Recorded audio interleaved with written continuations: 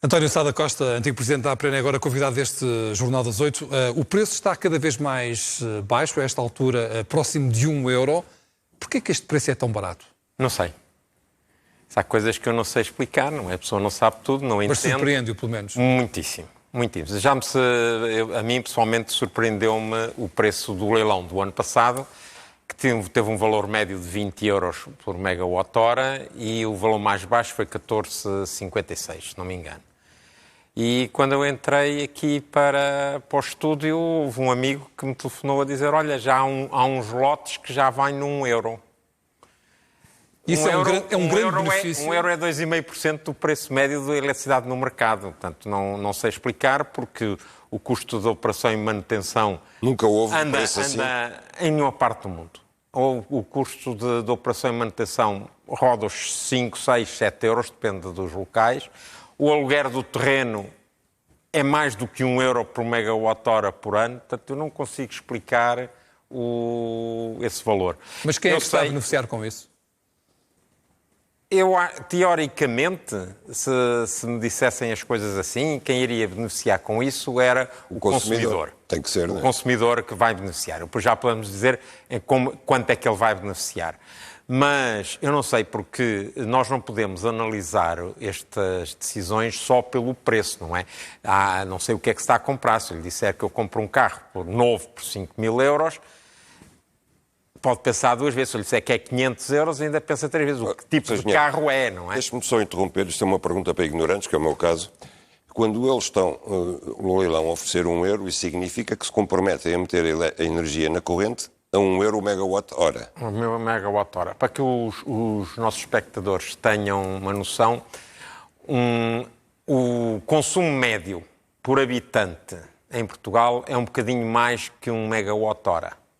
É um bocadinho mais. O preço que estamos a pagar anda agora €150 o megawatt. Não, é um bocadito mais, andando na casa dos 200, não é? Mas, e é isso que eu ia dizer, o preço, nesses €200 número redondos que pagamos por megawatt-hora, está o IVA, está a produção de eletricidade, está a rede, a distribuição, uma série de taxas. Está e depois há uma série de taxas. Há a taxa da televisão, há a taxa da EGE, há coisas que se pagam aos municípios, há coisas de custos atrasados que não foram pagos na devida altura e que estão a ser pagos. Portanto, há assim mesmo que o preço da produção da eletricidade fosse reduzido a zero, que é uma coisa impensável, a nossa fatura não era de €200 por megawatt-hora, era de 150, números redondos, não é? Portanto, não vai totalmente a zero, porque há outras coisas que custam.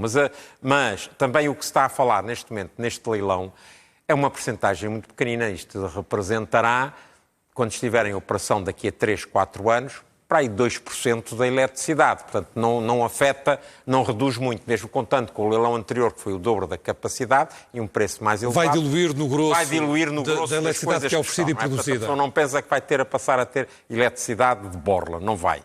Mas, não sei explicar, porque há dois...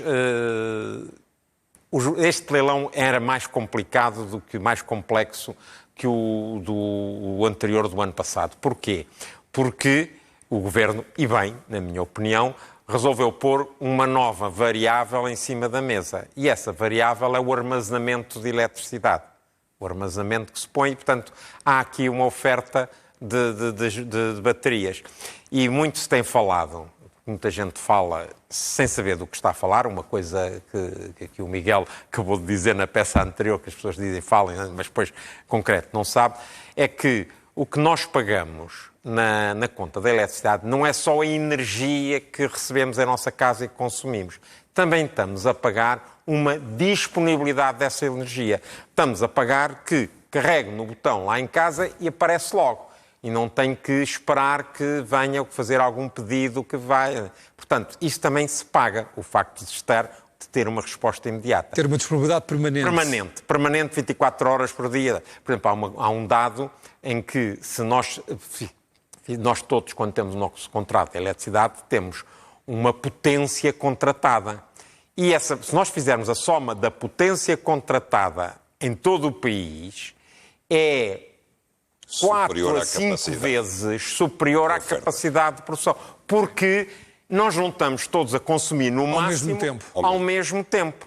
Não é? Nós não andamos todos nos nossos carros à velocidade máxima ao mesmo tempo. Portanto, está aqui em cima, tem que haver uma disponibilidade. Quando se numa central de solar com produção de eletricidade que tem associada uma bateria, pode transferir essa capacidade de produção quando a produção não coincide com o consumo. E isso pode ser que no esquema financeiro, nos modelos que estão por trás de quem está a fazer estas licitações, que tenha entrado em linha de conta que vai conseguir recuperar o investimento com a capacidade de... A mim custa-me, com os conhecimentos que tenho do setor, trabalhei no setor mais de 35 anos. Não é Custa-lhe entender este plano de negócios, entender isto. Mas é estranho que o investidor aposte para perder dinheiro. Eu acho que isso não aposta. Pois, mas eu acho que não, eu acho que tem. Ou então temos a parte dos contratos que podem ser denunciados, porventura, ou podem ser compensados. Há uma coisa que se passa com a legislação portuguesa que eu não acho mal. E que é o seguinte: quando é atribuído um ponto de ligação, quando nos é dada para numa determinada zona, para construir uma central com uma determinada potência, esse ponto de ligação é eterno desde que eu não mude da tecnologia. Quer dizer, se me é dada um ponto de ligação para fazer uma central eólica, eu não posso trocar essa central eólica por uma central solar. Isto não é uma coisa novidade no setor da energia, porque no caso da habitação, quando eu construo um prédio, meto numa câmara, faço um prédio e tenho uma licença de habitação, a licença de habitação é eterna. E eu não posso trocar um prédio de habitação para pôr lá um estádio de futebol ou um centro comercial, porque então acaba e faz outra coisa nova. Portanto, isso está. Quando não se tem, assim, em economia, quando se tem uma perpetuidade, uma coisa que é eterna, permite-se uma série de jogos do ponto de vista financeiro que eu, com os meus conhecimentos, ainda não consigo entender. Diga uma coisa, se há tantos candidatos a este leilão, se o preço é tão barato e bom para o consumidor, não é? Porquê é que o Estado não faz um leilão muitíssimo maior e só de 2%? Não há potência. Não há potência. Não há potência na rede. É que uma das coisas é a mesma coisa que você dizer assim, bom, vamos esquecer que temos a pandemia e que quer fazer um concerto no estádio José Alvalade, que tem 40 mil lugares. E há 1 milhão de candidatos. Não pode retirar potência às outras formas?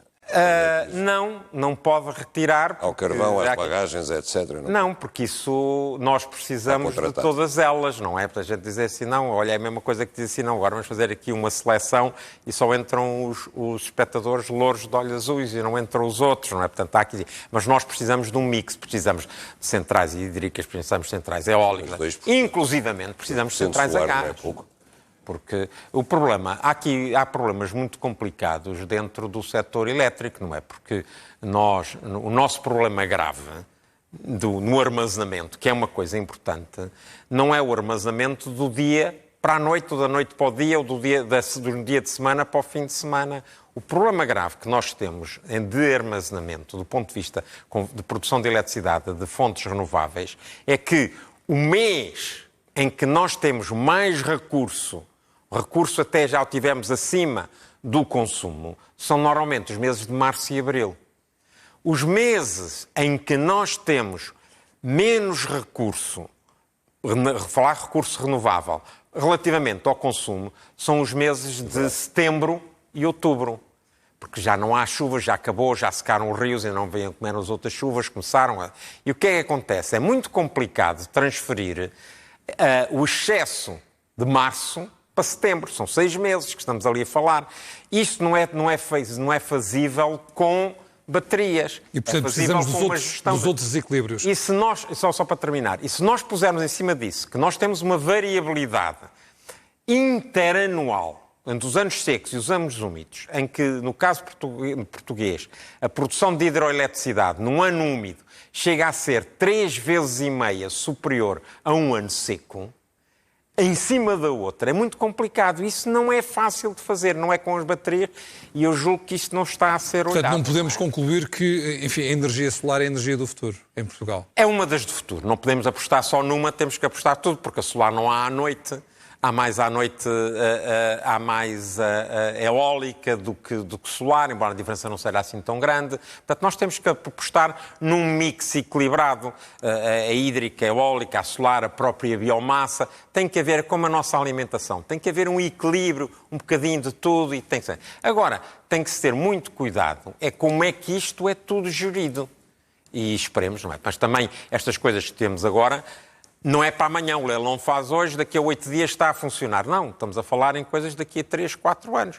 Porque outra coisa que é complicada é licenciar os projetos.